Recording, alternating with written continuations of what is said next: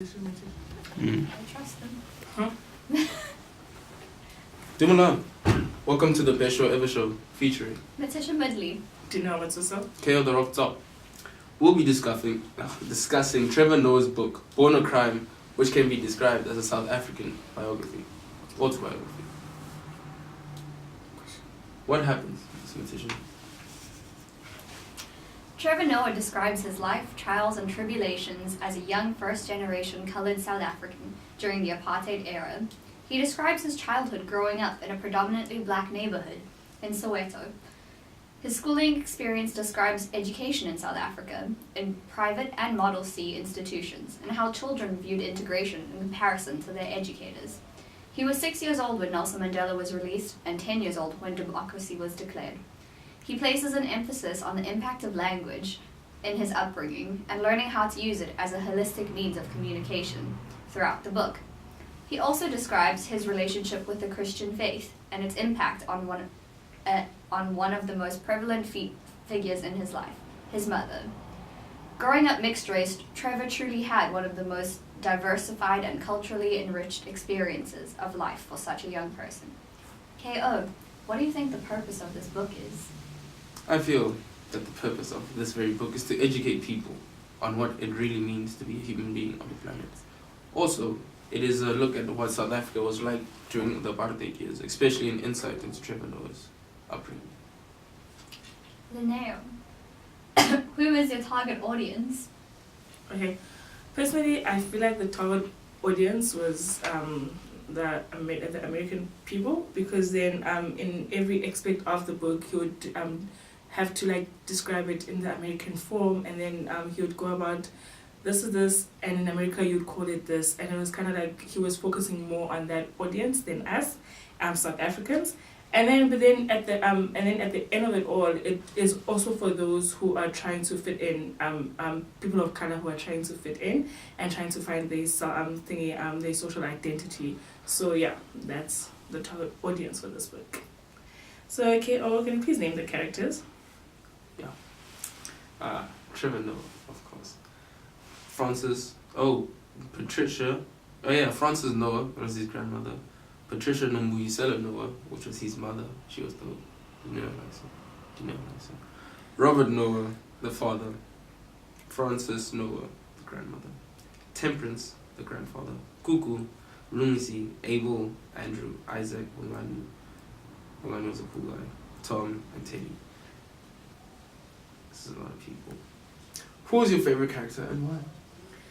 My favorite character has to be the Trevor's mother, Patricia Noah. She made sure that society does not define her, although she sometimes she would go about it the wrong way. Like she'll just do something and then she'll be like, oh okay, wait, I have to think about this. But at the end of the day, she just did what made sense to her. And how she thinking I like the fact that she gave Trevor a name that doesn't have a burden or a meaning that he has to be this person in society and whatnot. So she made sure that he lives a carefree life that he understands and he likes. So I love her so much, and she's been through a lot: abuse, hurt by family, and she survived a gunshot in the head. So that has to be a strong, beautiful black woman for me. Tisha, so who was your least favorite character and why did you not like them? Well, I feel like without a doubt, Abel is the villain of Trevor's story.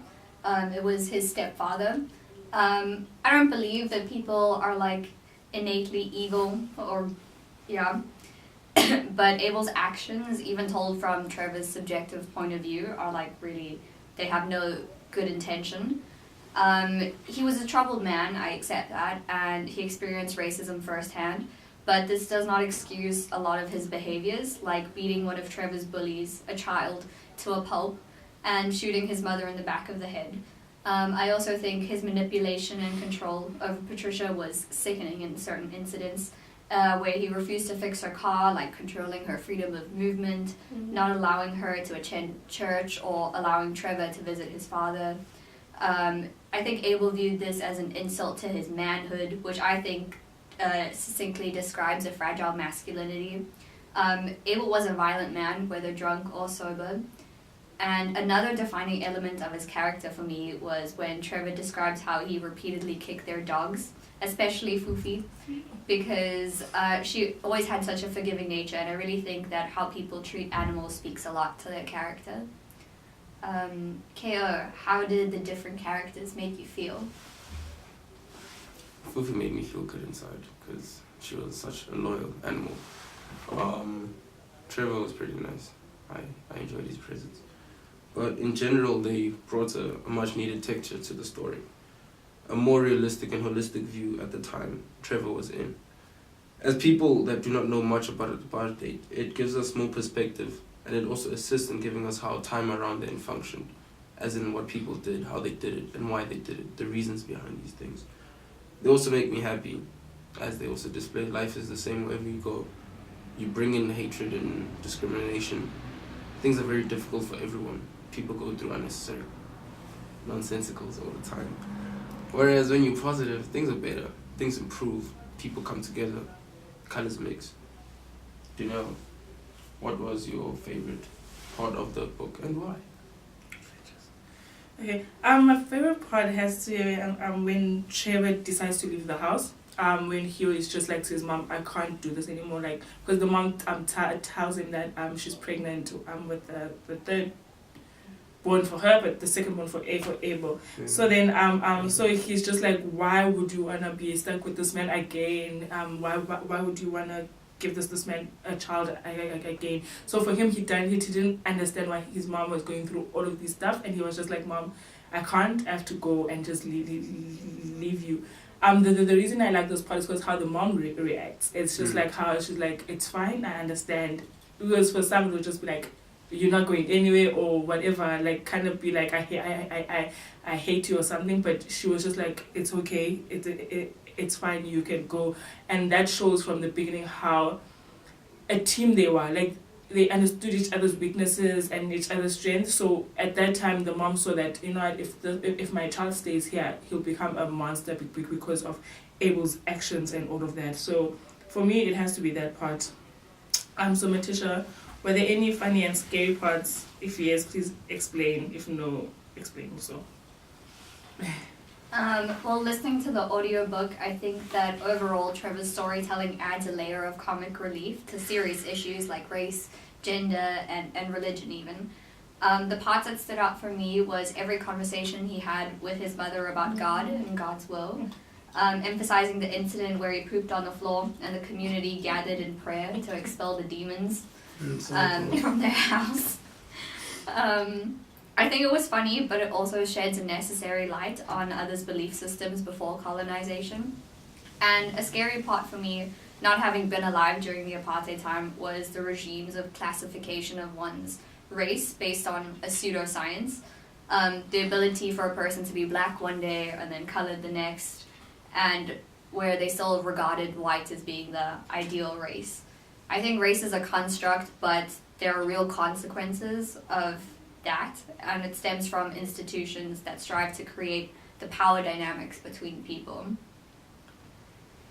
And regarding the author's main points or arguments, I think Trevor's intention for this book was to educate the public on the societal constructs regarding one's role in society and what is expected of you in the collective. For example, what is described as the black tax, which is it can be described as the money that working class black people often have to set aside for their family and extended family in a feeble attempt to economically make right the setbacks caused by the apartheid government. And another poignant experience Trevor described as the assimilation of the colored person, being colored in the black community with what was construed as his white mannerisms. Even in the way he was treated by his grandmother, her saying that he can't be hit because of the idealization of whiteness, like his whiteness sort of protected him. And I think it was important for him to share the South African story and the ways in which apartheid was successful in its creation of ideologies about race, but also to inspire people to wear their identity as like a badge of honor. Ko, did you like this book, and what did you learn from it? I love the book. Learn gang. I learned that like being who you are is better than being anything else on the planet. I learn that pushing for what you love, whether it takes time, whether it feels like it shouldn't be the right thing, you just have to let things flow. Just for the experience, just to learn, just to know getting burned means that these are the consequences. And even though it feels like a fun time, even though it looks like it should be something you're pursuing, it's not. It's just a societal construct given to you just so you feel like, wow, I'm a part of the dream. Even I can do that. Because you talked about the gangsters, where it's like there's no difference. They're all the same. It's like they studied one gangster. Telling me everyone on the planet has to be one version of the dream, what it needs to be like. Nah. Follow your own, make your own dream. I feel like that's what I learned from it. Myticia, beautiful individual. Why would you not recommend this book to anyone? I would recommend this book. I think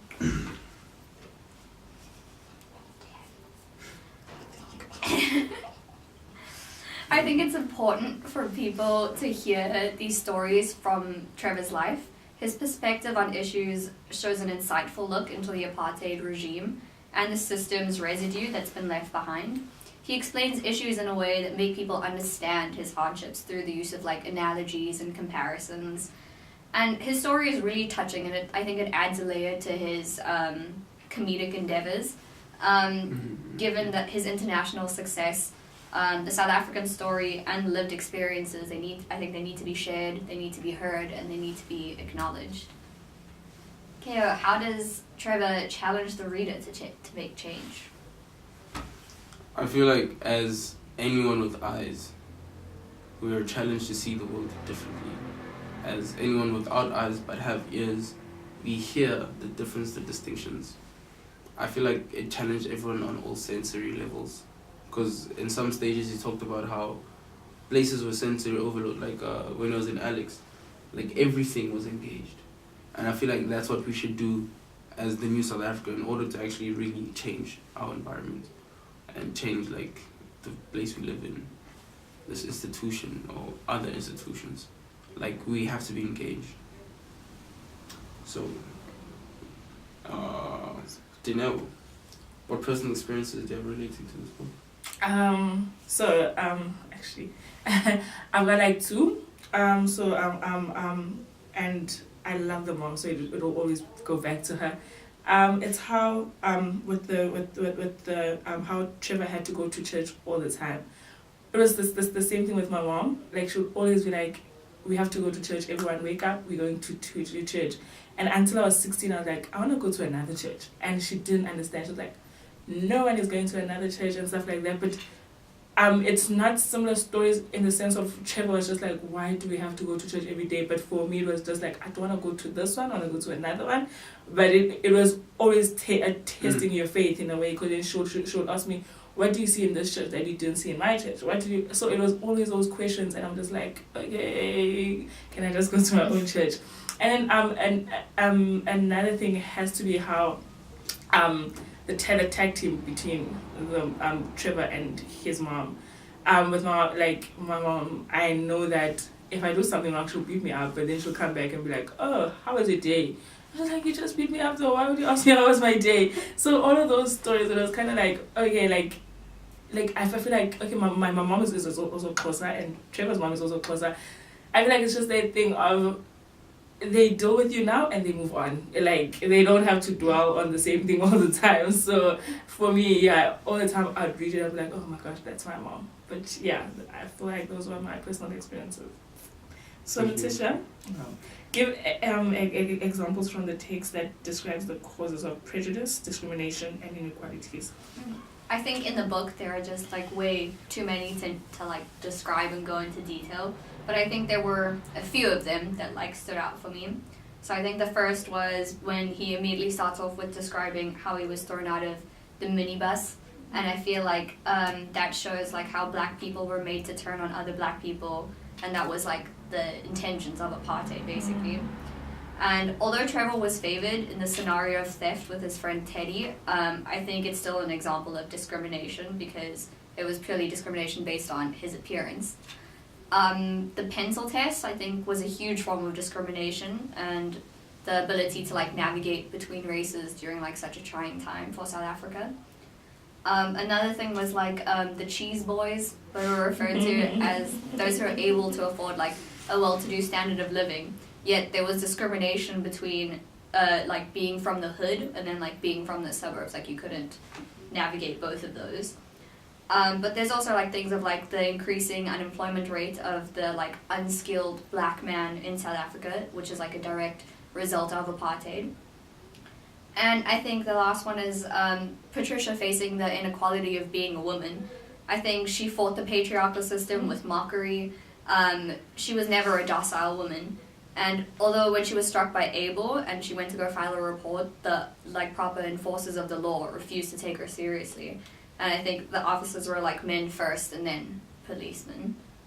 Lineo, what aspects of the book are applicable to this course?